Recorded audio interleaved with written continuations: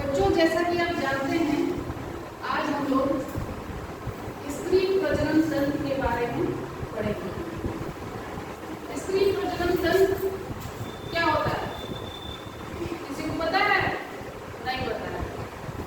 स्त्री प्रजनन तंत्र यानी कि स्त्रियों के पास एक प्रजनन तंत्र होता है।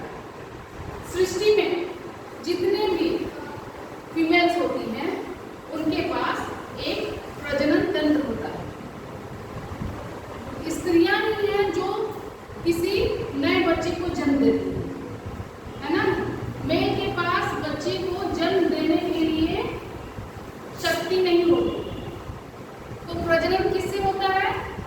हमारा जो है ये गर्भाशय, ये गर्भाशय और स्त्री प्रजनन तंत्र दोनों मिलके एक बच्चे का निर्माण करते हैं, है ना। ये हमारा प्रजनन तंत्र है। सारी स्त्रियों के पास एक हेल्दी प्रजनन तंत्र होता है। स्त्रियां जब हम लोग पैदा होते हैं, उस समय लड़कियों के पास ढेर सारे प्रजनन तंत्र में वो प्रजनन तंत्र साथ में लेके ही पैदा होती है, चाहे कोई भी स्त्री हो। और प्रजनन तंत्र में ये सारे पार्ट्स होते हैं। ये हमारा फैलोपियन ट्यूब है, ये अंडाशय है, ये गर्भाशय है, ये गर्भाशय ग्रीवा है और ये योनि है। ठीक है। जो गर्भाशय है इस तरफ से एक मुट्ठी के बराबर होता है और वो कहाँ स्थित होता है? यहाँ पर, है ना। सबके यहाँ पर स्थित होता है और एक मुट्ठी के बराबर होता है, लेकिन वो बहुत ही लचीला होता है ना। वो बहुत लचीला होता है क्योंकि एक बच्चे को संरक्षण देने का काम हमारा जो है वो गर्भाशय करता है ना। एक स्त्री जो है जब जन्म लेती है उसी समय से उसके पास हजारों अंडे होते हैं। उसी अंडे और पुरुष के स्पर्म को मिलने से एक नए बच्चे का, एक नए सृष्टि का, एक नए बच्चे का निर्माण होता है ना। तो ये हमारा क्या है? अंडाशय। ठीक है। ये हर महीने बनता है। हमारे शरीर में जितनी भी फीमेल्स होती हैं उनके शरीर में हमेशा बनते रहता है। जितनी कम उम्र होगी अंडों की संख्या उतनी ही अधिक होती है, और जैसे जैसे हमारा उम्र बढ़ते जाता है अंडों की जो संख्या है वो कम होती जाती है। इसी का परिणाम अंडे ही है जो हमें हमारे शरीर को माहवारी की क्रिया संपन्न कराते हैं। अब तुम लोगों को पता नहीं होगा कि माहवारी कैसे आती है, नहीं पता है ना। तो हमारे शरीर में जो अंडे होते हैं वो भरपूर होते हैं। जब 13 से 18 वर्ष के, अब तो पहले 13 से 18 वर्ष था, लेकिन अब धीरे धीरे वो एज चेंज होते जा रहा है, यानी कि कम उम्र में भी हमको माहवारी आ रही है।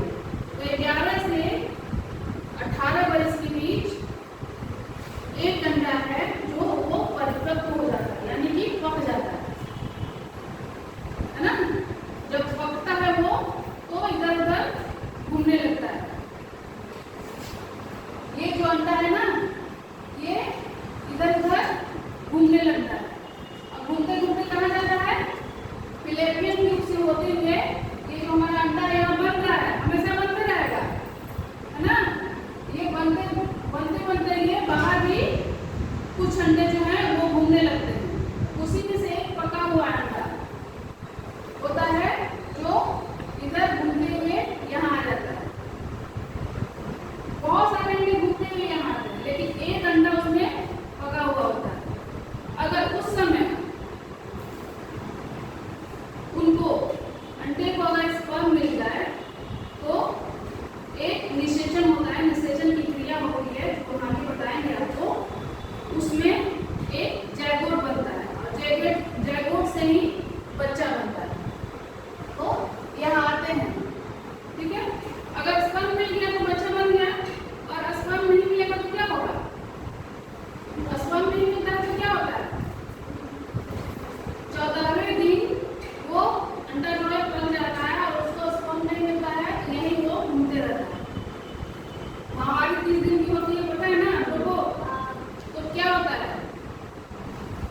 दिन वो जो सारा अंडा है वो बाहर निकल जाता है।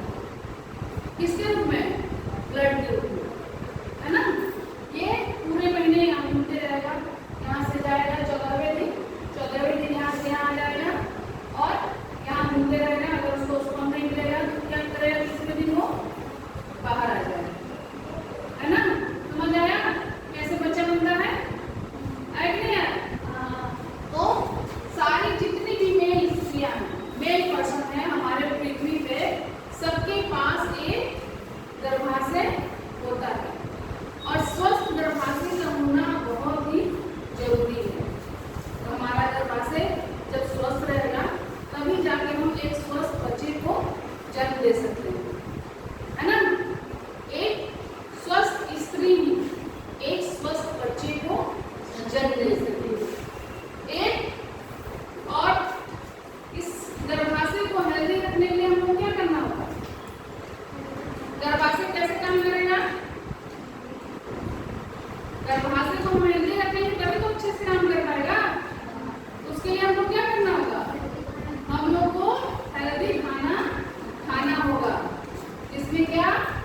साग, हरी पत्तेदार सब्जियां, गुड़, चना, आयरन रिच दूध, कैल्शियम से फूड, ये सब खाना होगा, है ना। तब जाके हमारा जो है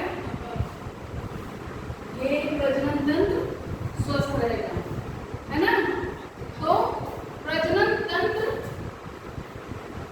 को स्वस्थ बनाए रखने के लिए हमको क्या करना होगा? हेल्दी खाना खाना होगा, ठीक है। अब हम लोग को पता चल गया कि